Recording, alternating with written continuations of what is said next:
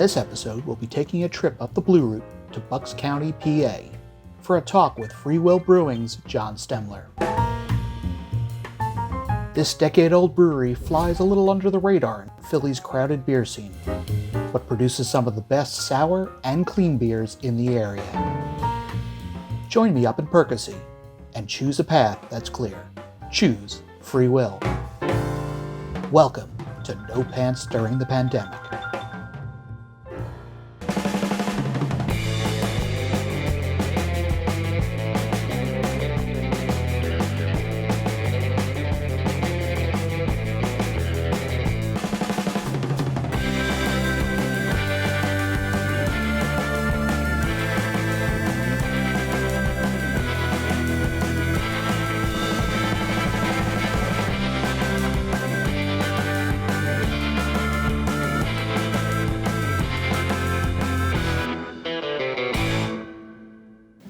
Hi, I'm Kevin Brooks, and welcome to No Pants During the Pandemic.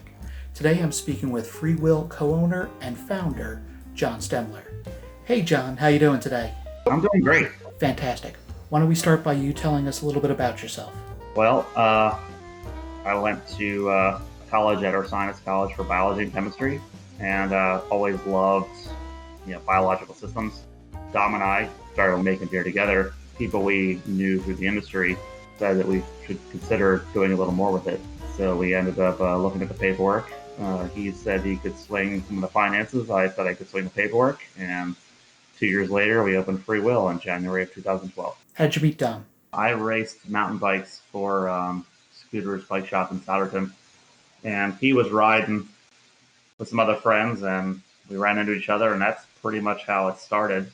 And then we were friends for a couple of years, and then we didn't see each other for a while, and then one day I was stopping by my aunt's house, and he was sitting out on the porch drinking a 40 a few houses up the street.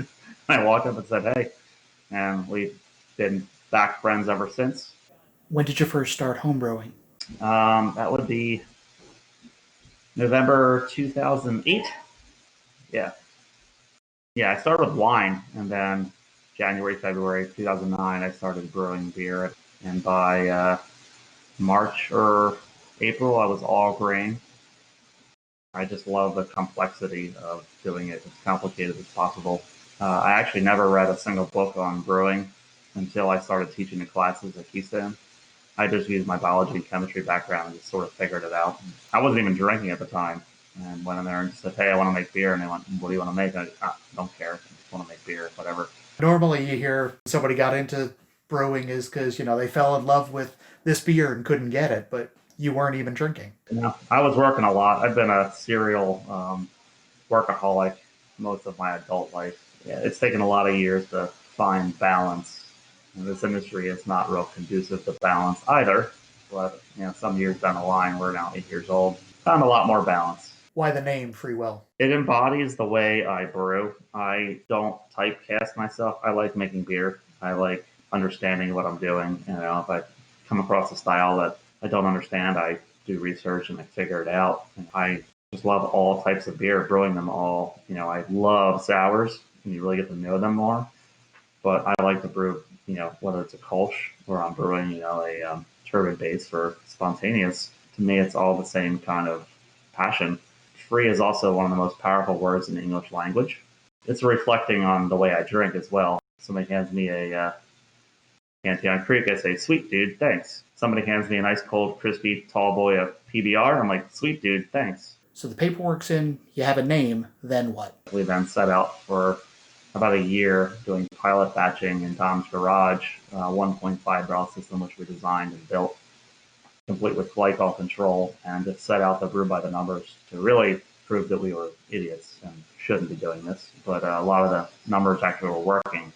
We were deliberately making modifications to the brewing process to achieve certain expected outcomes, like lab experiments, and they were actually yielding good results. So we just kept moving, and then we started looking for spaces. Eventually settled back in my hometown in Capece. Now, was your initial spot outside of the garage where you are now?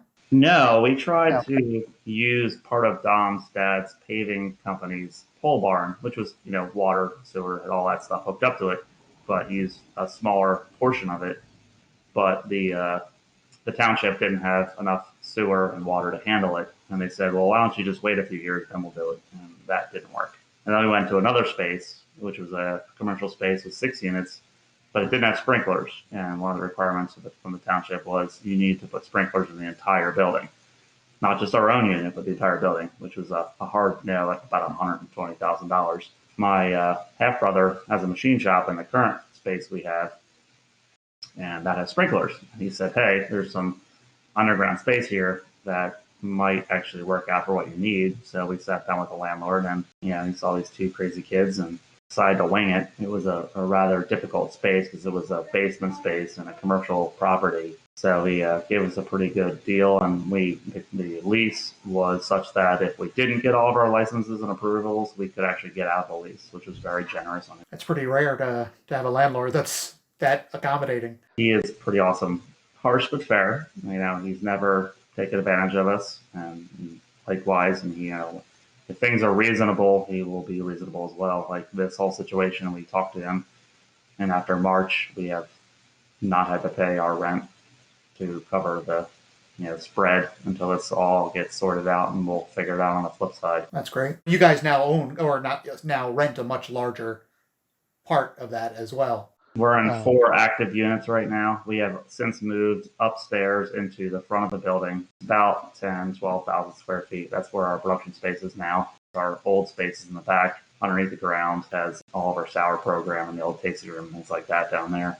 We have another space back behind that that's above the old basement that's for lightweight storage, hot freezer, break room area, and offices. And then we have another space which we're leasing but haven't started construction on yet for a beer hall that hopefully will happen probably in 2021. so what's the beer hall about? Since it's the first time hearing about it. Unit 9 is at the center of the building and had this crappy drop ceiling. It's got a crawl space underneath the wood floor that's about 7,000 square feet. But above the drop ceiling, which we've demolished, has really rough raw wood timber frame trusses, which is very cathedral like and very architecturally pleasing. So we wanted to connect through the couple common hallways to our current taproom space, and then basically move our primary taproom over a little bit, and then have the weekend expansion capabilities into the beer hall. There'll be a micro lab in there and larger bathrooms and some food prep area to support our food truck partnerships so that they can actually do more service by having some refrigerated space all on our premises. And then just have another bar back there and a lot of common seating tables, things like that. Can you walk me through some of your core beers? Well, we do make a lot of clean beer as well as sour beer, predominantly clean beer now. Our primary core IPA is the Craggle, which is almost West Coast, but not quite. I call it sort of more Mississippi. It's 6.6%. It's got some assertive bitterness, but it's got a lot of the juicy, fruity hops, more of the East Coast. So it's sort of a hybrid. And it's got some rye in it, which I really, really like. And it's clear. We also have Techno, which is more old school IPA. It's only about 58 IBUs, a little more malty, a little higher ABV, 7.3%. It's like a orangey, coppery color to it. It's very balanced. And that beer, I think, really lives on nitro. Hopefully, we'll have cans of nitro Techno in the future. We do a Kolsch called Crisper, which we make pretty regularly. It doesn't light the sales force on fire, but it's delicious, and we make it every month. And then we rotate seasonals of a variety of different things, like mango wheat just came out today, actually, and then that rotates into Scarecrow, which is the transition early end of summer, early fall, and then we do a cranberry wheat over the wintertime. While we're doing all that, we have all the one-offs and low production stuff, namely Claudia with Chance Charcuterie. Every other month, we do about 120 barrels of our Cloudy IPA. Then it goes down in volume from that all the way down to 15 barrel batches. Before this, every week we'd have at least one beer coming out a week. And then while that's happening, we have what I call the other part of the brewery, which is the sour and saison program, which occurs almost entirely down in the old space with our fooders and barrel program. And we make a ton of different beers. Our most award-winning would be Ollie, which is a Flemish red Ode Brewing, and that we have in several foeders, liquor barrels, and also wine barrels. We have about 120 barrels going in that at any given point. The sour beer program's definitely like the love of your, you know, brewery life, Mm-hmm. but it's not as easy of a sell. No. How are you able to offset the expenses of it when it's not the one that's, necessarily, keeping the lights on? Well, when I figure that out, I'll let you know. Okay. It's a love, it's a passion. It's not necessarily a profit with that program, unfortunately, but we continue to do it. We've learned to pivot and make our bottle size smaller and do smaller size batches. There was a time where we put 30 barrels of barrel aged sour beer in just the Philly market in a month, and it's become more like 3 barrels because of just other American breweries, coming up and doing a really good job. So Philadelphia getting such a great diversity of good beer, we have to learn to shrink the program to match that and also send the beer a little farther and wider. Are you still bottling most of it, or is it going into cans now too? We decided to stick with glass for the mixed culture sours and saisons. I treat saison yeast sort of like Brett, so I have a lot of respect for it. Our house saison strain heats at 40 degrees or 106 degrees. It doesn't give a shit. So we treat it with a lot of respect. So I try and keep it out of the main brewery space as much as possible. Is Nate doing mostly downstairs, or is he upstairs and downstairs? During this whole period, he's been spending a lot of time downstairs, using this as an opportunity to sample a lot of barrels and find out what has passed the point of no return. And we're actually emptying barrels and sending it over for distillation to become hand sanitizer. But under normal circumstances, he's down there about 20% of the week, tasting, blending, moving, packaging, and then the rest of the time he's spending upstairs doing normal cellar work, normal brewing time. He and I usually take the crap shifts, second shift, and work in the evenings and into the late into the night when we're at full capacity. Who all's brewing there besides you two? Under normal circumstances, there's 5 of us that brew. Nate, myself, Jeff Mumbauer, he's our head brewer, and Todd, he's another one of our brewers. Hannah's still in FMLA from some surgery she had back in the winter, and due to this, she's actually paused her return. How many brews a week are you doing? Working just the 2 shifts, Monday through Thursday, and then 1 shift on Friday. That allows us to do 18 batches a week. But with our 5-vessel system that is finally at full capacity, it would be smarter for us to actually, one of us bite the bullet and brew overnight, which is probably going to be me, and brew from Monday morning at 5 a.m. first shift. I'll kick in at like 2:30 and then roll over till about 4 in the morning, and then we'll continue on and get a lot more done because it'll knock a batch out every about hour and 45 minutes. Describe the brewery's tap room. The Berkeley location, our building is unfortunately really close to the street. So we have a nice beautified brick pathway that serpentines across the front, along with some grass and some nice stone areas for picnic tables. We put in some stainless poles and some nice lights out front. So the out front is pretty key in the summertime for enjoying the evenings. The tap room is relatively sterile when you go in there and you're in there by yourself. But as soon as you notice some of the details, the wood fixtures are hemlock and ash, which are very tactilely pleasing, and they're finished in a not a matte, but more like a satin to eggshell finish. So it's not reflective and clinical, and everything's meant to want to touch it, and like it has a good feel to it. And the radio is at the right volume so that you can hear it. But as soon as there's about 12 people, you don't hear it anymore because it's really about the people you're with. And that is what the sterility of the space also goes away as soon as there's about a dozen people in there, which was the point. There's no TVs in our primary tap room. Our beer list board is chalkboard paint. We want to always keep that TV free. Even at Peddlers, they insisted on TVs. They are never on. In the wintertime, we put on Fireside so you can see a fire, but never TVs. The expansion space, which is past the bathroom, we have an overflow space for evenings or weekends is where the first people will go off to the side. And then on really busy weekend days, we would actually open the back area, which has another stainless and tile bar in the brewery area, and we have seating down the center of our brewery, and pretty much anywhere where there aren't tanks, we have tables and chairs. Since you mentioned it, what's the Peddler's Village spot? So it's a very unique experience. So in the 60s, a farm decided to change their business and put in little boutique shops in every outbuilding. Now there's, I think, 69 or 67 different individual businesses on private property. There's multiple restaurants, hotels, different things like that. And one brewery, one winery, one distillery that have retail locations there. It does about 2 million people a year, and they come from as far north as like Massachusetts and as far south as like Arlington, Virginia. And people drive and stay in the region and in the middle of Bucks County. It's very beautiful. You can walk everywhere there. They have huge festivals. It's a retail powerhouse for us. It's a small store. We would love to have a little more space, but luckily we have two doors. So when it's really, really slammed, people come in one side and go out the other. And it's sort of like a serving tent. And because it's private property, the brewery, winery, and distillery, you can get your cocktails and your beer and your wine and walk around the shop, which is great for loosening the wallet. How big of a space is it? Ours is probably in the 1,100 square foot space. That's including the bar and the bathroom. It's pretty tiny. We did a decent job renovating it. It was a doll shop since like the 70s, and I don't think it was ever updated.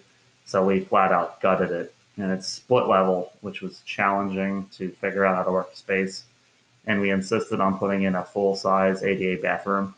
And when did that open for you guys? I think it was September 15th. All the years run together. It's tough to get old, man. Yeah. Wait till that hair starts going white. Oh, it is. I see that little stretch. Yeah, you're doing okay though. Mine's Snow White now. Got the widow's streak or warlock streak, I guess, whatever, and the side gray. Yep. Yeah. Is this a new beer? Yeah. I'm supplementing. Have to put more in, please. Oh, thank you. Thank you. So I'm drinking Levante, their Belgian white. I like how you're delivered beer during this. Well, that's how it works. You know, she's done podcasts. I deliver wine. You know, chatting with some of the Pink Boots members, delivering her some wine, some beers here and there. Teamwork makes the dream work. That's right. Thank you. Thank you. You're welcome. Before the pandemic, what were Free Will's plans for the future? We are still opening a tap room in the movie theater and the Broad Theater in Souderton. That is still moving forward. It's still scheduled to be finished sometime this summer. They are still doing some construction. We've been in talks with another company that has a campus down in Montgomery County. Can't say where yet. They wanted to put us in with a coffee place and a food place in the central campus network that has retail, research, office, hotel, conference center buildings in the same campus. So they wanted to put in a brew pub in there, but we said no food. So we're putting in a pilot system down there. That was the plan. I don't know how that's going to play out after this. We've become a little more gun shy with our moves. We've always been incredibly aggressive, which is why we never had any money. But we always reinvest back into the business and, you know, make our employees' lives better. You know, air conditioning, full coverage of insurance, trying to get more pumps than we need, more hoses, more clamps, more tanks than we need them, and trying to, you know, make work smarter, not harder. You know, there's a lot of things you can do and spend a lot of money on that we probably could have avoided. But, you know, instead of having one sample valve, we have one on every tank. Well, there are places where you have one sample valve and you move it from tank to tank as needed. But that all works into efficiency issues. So all the money we've made between, you know, 2012 and now we've put back into the company in ways like that. So now, after this, maybe not so much. Maybe we should have a little bit of a war chest so we wouldn't have needed the PPP loan. We could have just lived off of the war chest. I don't know. We'll see. You know, see what cards put in before us, and we'll adapt as we always have. And how has the shutdown affected Free Will with layoffs and everything? We actually spoke to our primary wholesaler in Pennsylvania and our landlord and the bank the week before this all happened. Seeing the trends of things were going, we decided to talk to our strongest and most important three partners that weren't vendors, and then set up a plan for how that was going to happen if it came down the line. And then as soon as it actually happened, we immediately just said, finished up what we were doing and just had everybody go home. Everybody's laid off until we figure out what we're allowed to do. So everybody filed right away. And then once we started the skeleton crew, some people were working partial and doing partial unemployment, partial hours. And then with the reopening of just the Percy location for curbside and takeout, our key hourlies, they are full-time servers and partial managers for retail. They are all working. Anybody that's laid off, we are covering all of their insurances so that everything's covered. As a small business that was bootstrap startup, we've always talked about what happens if the shit hits the fan, for one reason or another as a small business. So we knew exactly what to do. Sounds good, but actually doing it was very difficult. Luckily, a lot of us budget pretty well, so no one's really in a jam per se. Peddlers Village being completely closed, that was a key part of our business that is just completely absent now. So we've had to really pivot and figure this out. And have you guys gotten any help? We did get our PPP loan money, which means we're bringing everybody back on Monday.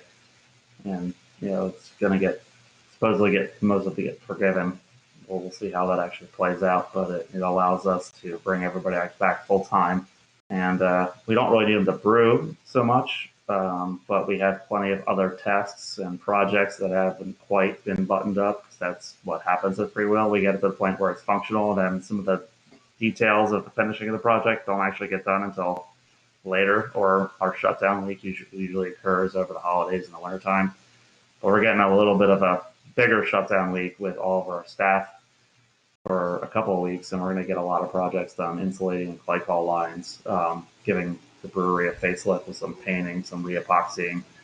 Dom and I already started on the tap room, redoing the tap room, fixing the floor, changing the paint, fixing some drywall dings, things like that. How much are you guys brewing now? We're between 2 and 4 batches a week. That's it. It's about 17% of our capacity under the 2 shifts, 4 days, 1 shift, day 5. Percentage-wise, how much is going out through your front door in cans and bottles? I didn't do the math on that. It's still a low percentage. Stockertown still picks up almost every week for grocery, so that's been awesome. But it's only a couple of brands, so we're actually bringing beer back from Stockertown because they can't place it because it doesn't have SKU and it's not grocery approved. There's a few D's rocking it pretty good, but the keg situation is just DOA.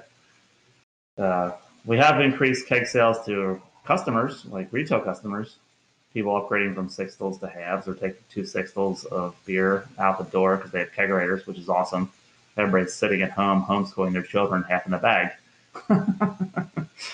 I can't believe how much alcohol is being consumed in this country right now. Do you think any good will come out of all this? There's definitely some positives that come out of this. I mean, before this, I would go running, and I would say hi to everybody I pass on the trail, on the street. And 1 out of 10 would say hello back or even acknowledge I said it. And now you go out and you're walking around and everybody's 6 feet away or 20 feet away waving hello. So everybody's a lot more friendly. Maybe people are starting to appreciate what they actually have a little more.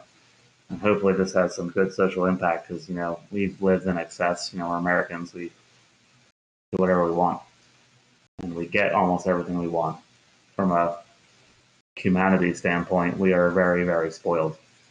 And, having some of your freedoms taken away for the good of your fellow human might put things into perspective a little more and might appreciate friends a little more. I mean, I've communicated with my friends more now than I did before this. I've always had difficulties with humans in general, but I'm just still realizing how terrible I am at communicating and being with other humans. And I find myself getting on video chats with friends now 2 to 3 times a week that I didn't see for months at a time or talk to for months at a time, even text. So there are some definite positives I see coming out of this that I hope are long lasting and we all learn to appreciate ourselves and each other and also the planet, because the planet has definitely shown immediate responses. Let's hope so. Well, John, thanks for spending all this time with me tonight. Absolutely. And hopefully we can grab a beer real soon. Sooner rather than later, hopefully. It's good to talk to you, man. Bye-bye. If you'd like to learn more about Free Will, you can visit their website. And if you're a Pennsylvania resident, you can order their beer for pickup at the brewery or have it delivered right to your door by visiting their web store. The links are in the video's description. Thanks for watching. I'll see you next time.